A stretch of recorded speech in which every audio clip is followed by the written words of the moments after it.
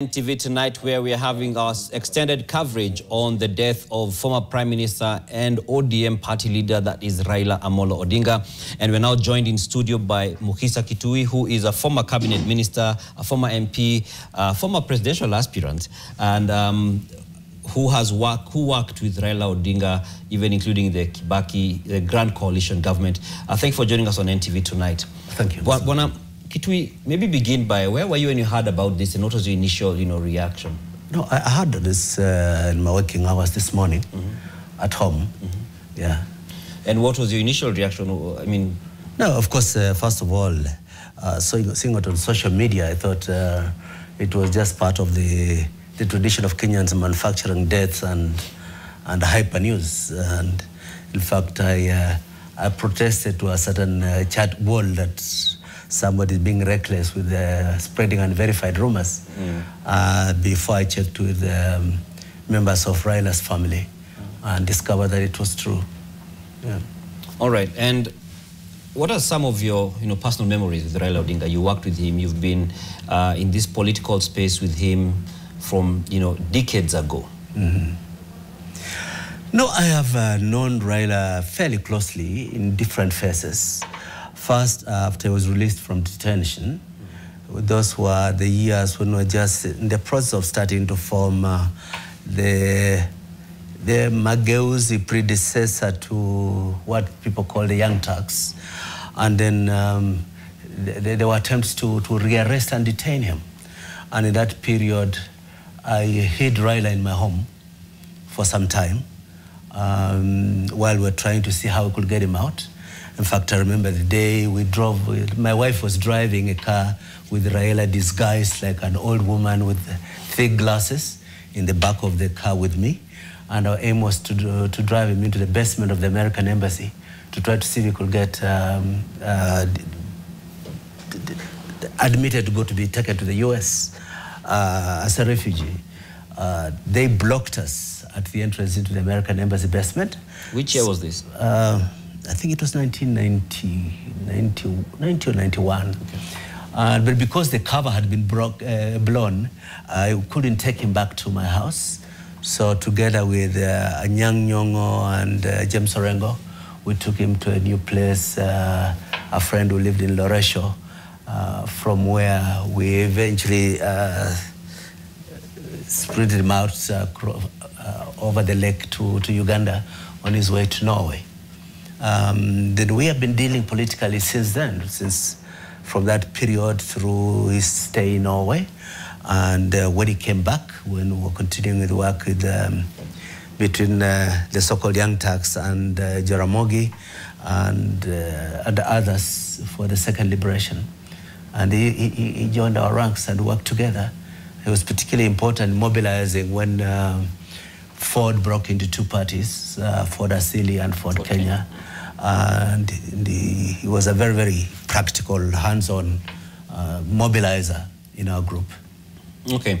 And, when you speak about the Mageuzi, just talking about the fight for democracy, constitutionalism, Raila Odinga is one who you cannot, by any means, in Kenya, overlook. Do you feel he's a very central person in this whole clamor? And even with that, there are some who have accused him of using pivotal moments in the country's, democratic journey for his own purposes, while others have said that it is selfless statesmanship. I don't think that there's any clear-cut way you can say if a person changes alliances, he's moving around for his selfish reasons. Many times, when Raila moved from opposition to enter government, starting with in 97, going into coalition with President Moi, and later on going into coalition with President Uhuru Kenyatta, and now with President Ruto, you could disagree with his logic on why it was tactically useful to do so. But I don't think that you could always say that it was personal ambition above all else. And some of the time, I may not agree with what he does, but I could see sense in why he believes he's doing the right thing. I'm one of the people who talked to Raila and tried to dissuade him from joining a coalition with President Ruto. And we disagreed, but he seemed to seriously believe that stabilizing the situation in the country after Ruto appeared to be in panic over the Gen Z uprising was necessary to just keep peace and calm and steady the ship. And that goes beyond any personal ambitions for power. So you can see I could disagree with him on that, but I could appreciate that he genuinely meant that that was in national interest that he was doing such a thing. So you believe, I mean, because there are those, especially like you mentioned, the Gen Zs, who feel that Raila and his team stole their moment, so to speak, when he, with the formation of the broad-based government. And so they feel that, they felt aggrieved that they have gone to the streets, they have done something historic, they breached parliament, but Raila Odinga came and, I think at a time of mourning a great leader like Raila, we should not be detained by accusations about stealing somebody's effort. We may differ in tactic at some times.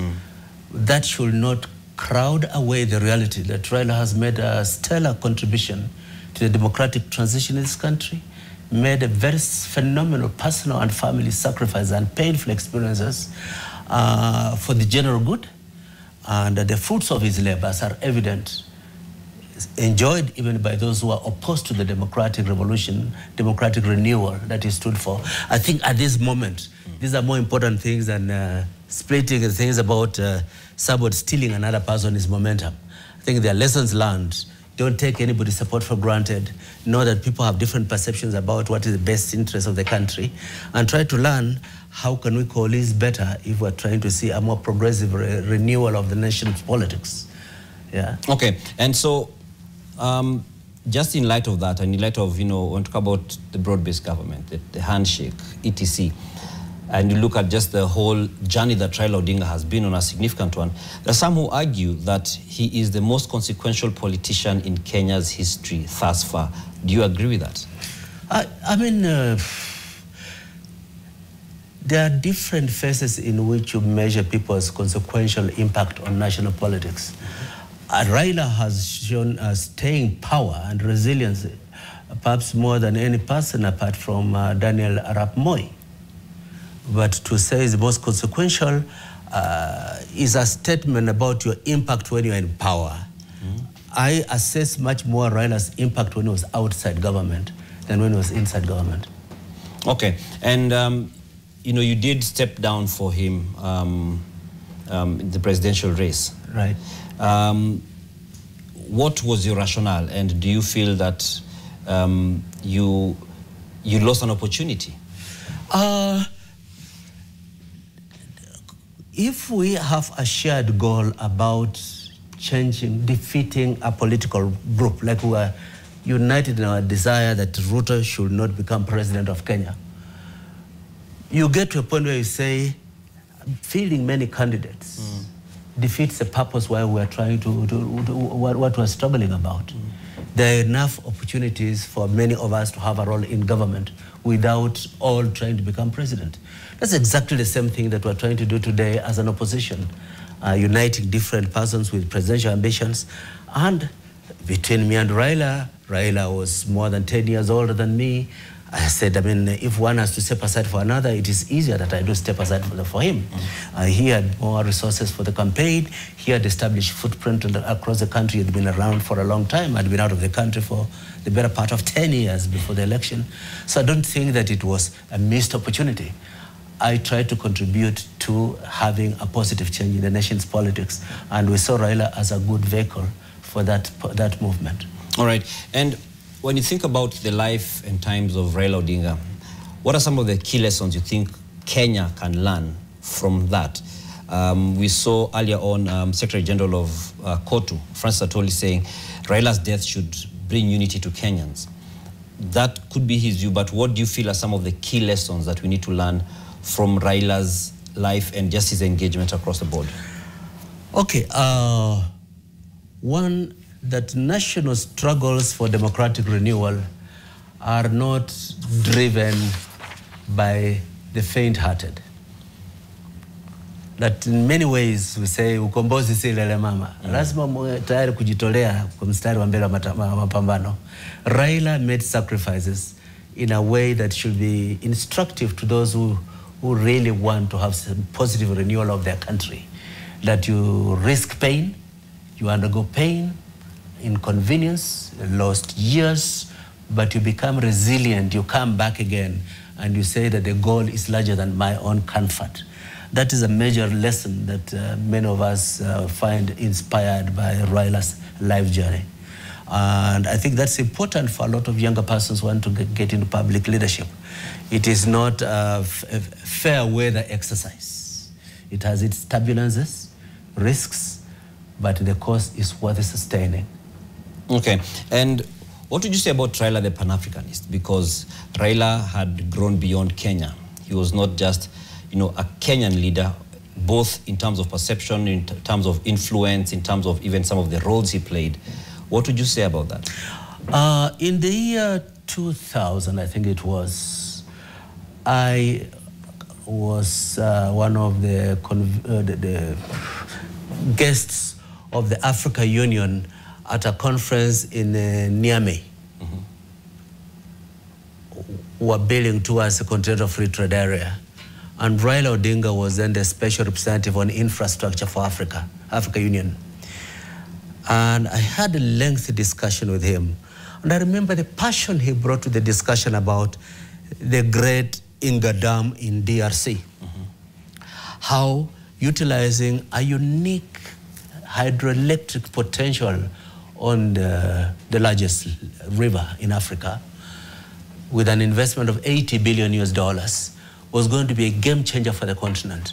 And when he took the floor to discuss with other African leaders, the passion he brought was very, very manifest for me in a person who was not just a Kenyan politician, but a Pan-Africanist who saw the critical importance of competitive power sources in Africa as a basis of Africa's economic renewal. Similarly, I had met Raila on a number of occasions outside this country, and he had established very, very good networks with very substantive engagement and understanding of Pan-African issues. You know, Kenyans are very, very provincial. We think the world starts in Mombasa and ends in Busia. And some people can get away live through life thinking that way. But I was impressed with Raila's ability to rise beyond the national borders and rise to think about regional issues. Even when I was a member of Council for the East African Community, when we were creating the Customs Union, we had very interesting discussions, and it was an important influence on some of the reluctant leaders in the neighborhood who were hesitant about taking risks to lower tariffs between the countries in the neighborhood. So I saw those credentials very well firsthand at ground level. Okay, and yeah, curious to hear your thoughts on Raila being the president who Kenya never had, as he has been described by some. Yes, I've heard that description used to others before. At the funeral of Michael Omolo Kijani was described as the best president we never had. And before that, I'd had something similar said at the funeral of Masinde Muliro. Yes, sometimes there are persons who you think could have made a difference in certain epochs. And you say, oh, I wish this had happened. I mean, like many of us say, if Kibaki had become president in 1993, it would have been a game changer and Kenya would have been different. So in many ways, we also see that if Raila had had an opportunity with the energies and the long-time commitment to certain values to become president, maybe we'll have had an indelible impact on the shape of our country and change the discourse about the plight of the underemployed, the unemployed, the homeless, and the sick. All right. And you mentioned earlier that, you know, Raila Odinga was, I mean, over 10 years older than you are. And do you have anything that you can attribute to his impact on your political journey? No, by and large, we were colleagues. The years after the coup attempt in 1982, a period when much of Raila's political experience was being in detention, that decade I was mostly out of the country after being expelled by Moi from Nairobi University on a UN refugee scholarship in Makerere. Then I went to Scandinavia for 7.5 years. So that period, there wasn't much organizational work politically. But when we started organizing, we were organizing as colleagues. We were different ages. We included Anyang Nyong'o. Anyang Nyong'o and I have a shared birthday, but 11 years apart. And it was not like one influencing the other. We were the community of ideas and practical tasks. How can we mobilize together? How can we reinforce each other's commitment and utilizing the intellectual capacity, the organizational mobilization abilities of others? Raila was ahead of most of us in his ability to mobilize and the energy to do the rounds. That's something very inspirational, and one can remember about that. All right. And just in closing, do you feel that Raila Odinga has, I mean, because we've seen many people saying that he has been like a mentor to them, a father to many. He has been a guiding light, an enabler in many ways. Do you feel that he has left formidable disciples, so to speak, who can actually pick up the mantle from where he left it? Those are choppy waters in my view, in a number of ways. One, when we were working with Jaramogi, Raila's father, he was very purposeful in growing us as a team. And he will share with us his experiences and encouragement. In fact, when I remember the last time we met him at his hotel room in Mombasa, a week before he died, he was basically telling us, you are big enough to walk out now and lead. And he was telling us, like he knew he was about to go, that the clock is ticking strangely. But if I'm gone, know that this struggle you have to also carry it on and pass it to another generation. I don't have a sense that Raila has been lucky to do something similar. That within his political ambit or across the nation, nurture and encourage an inclusive set of younger politicians and ready them for the challenges and continuity of his political pursuits and dreams. But I can be proved wrong. We'll just see about the succession first in ODM, and also what happens to any of the political ideas and ideals that Raila held and led after his demise. All right. And I know just in closing, but what do you think his death, as we close completely, his death means for the political space in Kenya? I think the first thing is that Ruto is going to miss Raila very much. What do you mean? That sounds loaded. Raila could get his political constituency to support Ruto on things that many of those constituents were reluctant about.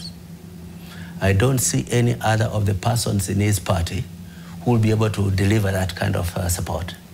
So the sense of ODM as a united parliamentary group to support government in terms of rather difficult, sometimes contentious issues that are brought to parliament, they will be lacking a mobilizing force that can deliver that. And the immediate consequence for that is uncertainty about prosecuting government business in parliament.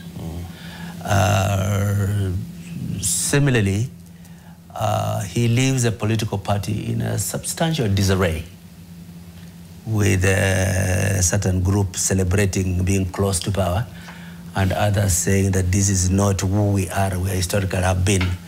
That's a very, very substantial landmine in the path of ODM and others who are politically aligned to Raila. And I think how to keep those two groups together going forward before the next election is a substantial challenge. And third, if you look at what has been happening in the by-elections, that in some traditional constituencies of Raila support, like Kisii country, Luya country, Raila's party could not raise candidates for any of the by-elections. If this could happen while Raila is alive, mainly because the growing disaffection towards this proximity to the Ruto government, it can only get worse when he's out of the way. I don't see a rallying point to realign those teams in a corner that supports the Ruto government after the departure of the only leader from those teams that was ready to give Ruto a chance. So do you think this could be the end of ODM as we know it? That is not up to me. I learned a long time ago that the best way to do a prediction is wait until something has happened and you predict it. But for now, I think there are challenges, both in national politics and particularly in governance for the government coalition and in the succession of the largest continuing older party in Kenya right now. Thank you very much, Dr. Mukhisa Kituyi, who is a former cabinet minister, former MP, and a man who interacted and worked with Raila Odinga for many years. And interacted from his story we've had about his interactions with Odinga and some of his thoughts on the same. And we shall be following up a number of these things because it's some great insight into what to expect in the political space, in the democratic space of the country.